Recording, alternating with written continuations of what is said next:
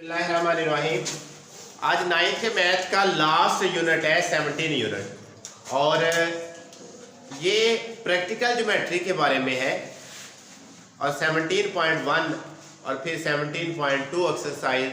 और इसमें जो बेसिक चीज़ समझनी है वो है ट्राइंगल और 3 कैटेगरी के ट्राइंगल्स है इसके अंदर।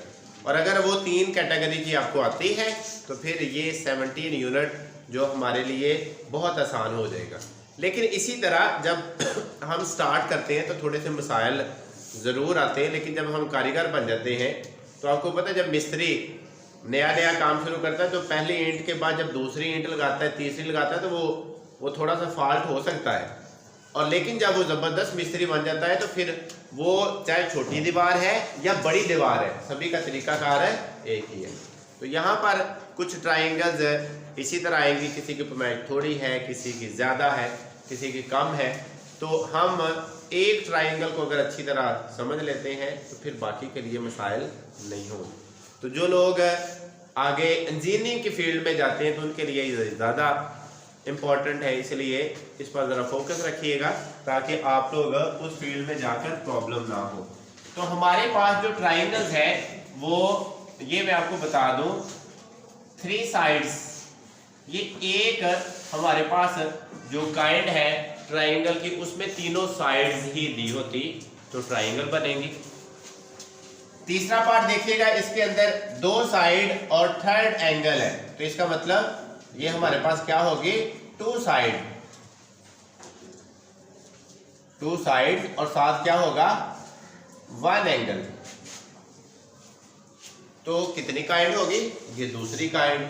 एक और इधर ये नीचे मैं जरा लिख देता हूं कि हमारे पास एक ऐसी होगी जिसमें 1 साइड और साथ 2 एंगल्स, इसमें एंगल्स 2 होंगे।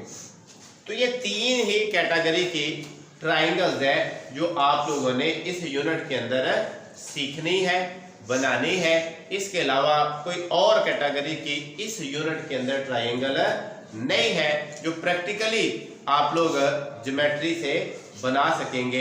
तो उसमें फर्स्ट क्या है 3 साइड्स, सेकंड क्या है 2 साइड्स एंड 1 एंगल, और तीसरी काइंड उसकी 1 साइड एंड 2 एंगल्स है।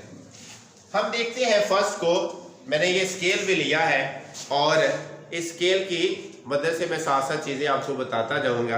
तो पहले पे उसने बताया है कि आपने मेजर AB 3.2 लेना है।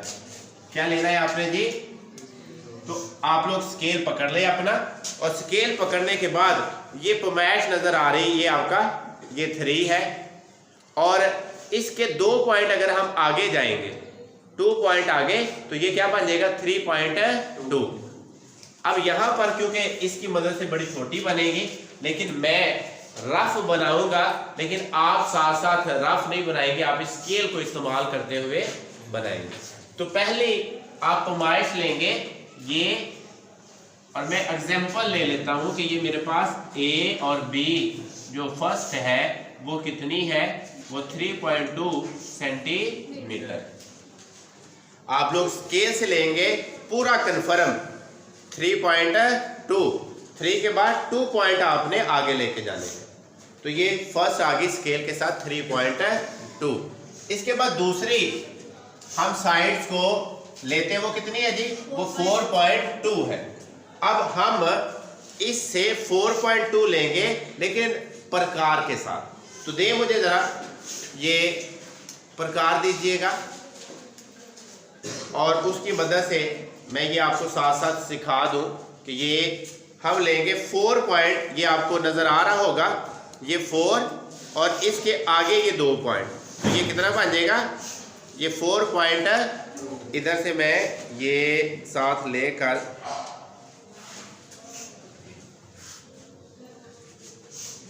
ये आप लोग एग्जैक्ट देख सकते हैं कि ये मैंने 4.2 लिया है। 4.2 लेने के बाद हम क्या करेंगे, इसको जितनी प्रकार ये खुली है इसको हम लेना क्या अब B और C।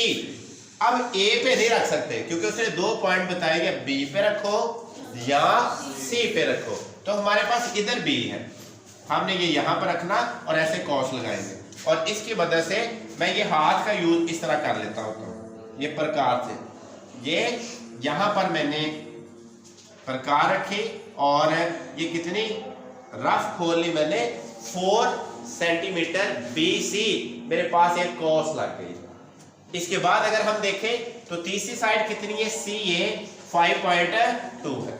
ये कितनी है भाई, ये हमारे पास 5.2। ये स्केल को देखें, ये 5 पॉइंट से 2 पॉइंट आगे ले जाए तो ये कितना बन जाएगा 5.2। और मैं इसे प्रकार से इस पर रखने के बाद ये आप लोग एग्जैक्ट चेक कर सकते हैं, ये कितना है 5.2 है। तो अब 5.2 आपने A और C, तो मेरे पास C तो नहीं है, A है, मैं इस जगह पे रखूंगा, लेकिन क्योंकि हम पेपर पे नहीं बना रहे इस वजह से मैं अब हाथ का इस्तेमाल करके क्या करूंगा, 5.2 ये मैंने रफ, और ये यहाँ पर आपका कट लग जाएगा, तो पॉइंट क्या पैदा हो गया C। फिर इस पॉइंट को मैं स्केल के साथ A से मिलाया और स्केल के साथ मैंने B से मिलाया, तो यहां पर मैं बताऊंगा जी ये मेरे पास 4.2 है और ये मैं बताऊंगा 5.2, और ये 20 सेंटीमीटर और ये 20 सेंटीमीटर। तो ये देखें मैंने एक रफ सा स्केच बनाया है, लेकिन इतना बुरा नहीं बनाया कि वो आपको समझ ना लगे या पता ना चले, लेकिन आप लोग इसी तरह पेपर पे फिलहाल 3 साइड्स को इस्तेमाल करके आप लोग इसको बनाएंगे। मज़ीद समझ नहीं आएगी तो मैं पेपर पर भी बनाकर वीडियोस को अपलोड साथ कर दूंगा, ताकि अगर किसी को इस तरह नहीं समझ आई तो उस तरह वो प्रैक्टिकली तौर पे चीज़ों को समझ के आ गए। तो अब उसके बाद हम जो अगली 2 साइड्स और बाद में क्या करेंगे 1 साइड, तो ये ज़रा फिर बाद में ऑप्शन आ जाती, ताकि उसको पहले हम करके देख ले क्या आया कि वो हमें आ रही है या नहीं आ रही। समझ आ गई।